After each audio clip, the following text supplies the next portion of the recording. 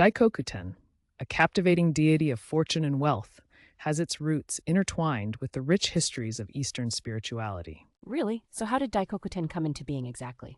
Daikokuten evolved from Mahākāla, the Buddhist interpretation of Shiva, mingled with the native Shinto god Ōkuninushi. That sounds like a fascinating blend of beliefs. The journey of Mahākāla is intriguing. Initially a title for Shiva representing destruction, it transformed in Buddhism into a Dharmapala, a guardian of the Buddhist teachings. Wow, so he shifted from a destroyer to a protector. What's the significance of that? It reflects how cultures reinterpret deities to align with their spiritual needs. The fearsome nature of Mahākāla also provided a protective aura against evil. What did he look like? In China, he was described as a terrifying figure, often roaming the forests accompanied by ghouls. Some narratives paint him as a demon that feasts on the sinful. So there's an aspect of morality tied to him too? Exactly.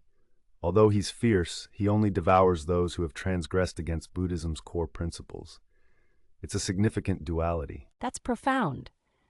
And how did he come to be viewed as a bringer of prosperity? A notable account involves him miraculously feeding 500 monks after a servant prayed for help.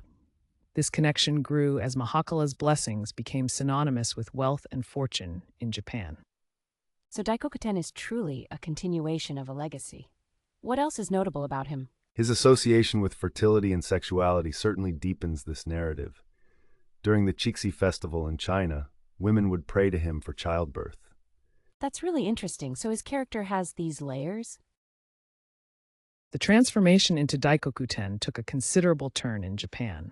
Over time, he shifted from a wrathful deity to a smiling, benevolent figure in artworks. A smiling Daikokuten. How did that shift happen?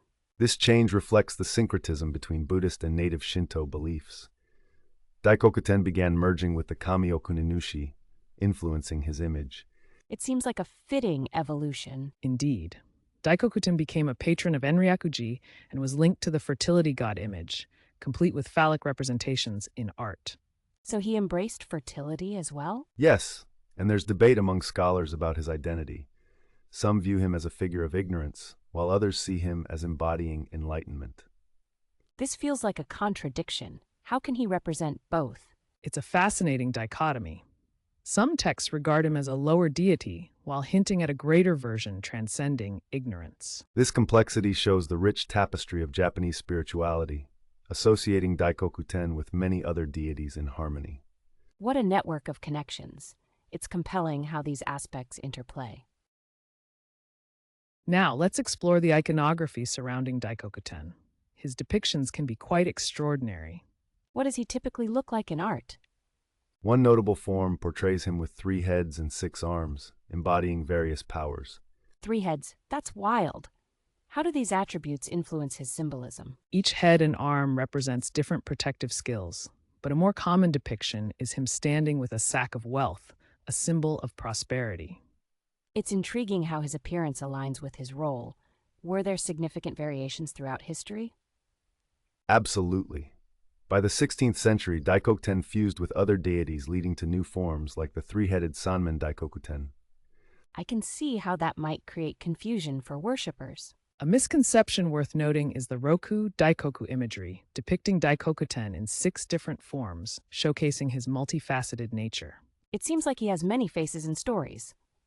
What about the cult of the 7 lucky gods? The late 17th to 18th centuries saw his significant inclusion in that pantheon, establishing him as a key figure in Japanese folklore and culture. He truly evolved into a beloved character, but do these narratives connect to more recent beliefs? They do, and that connection continues to inspire cultural practices today. What are your thoughts on how his image influences modern spirituality? Please let everyone know if you know more about this engaging evolution. The dialogue around Daikokuten's impact keeps enriching our understanding. Absolutely. I'd love to hear more from everyone out there about their experiences.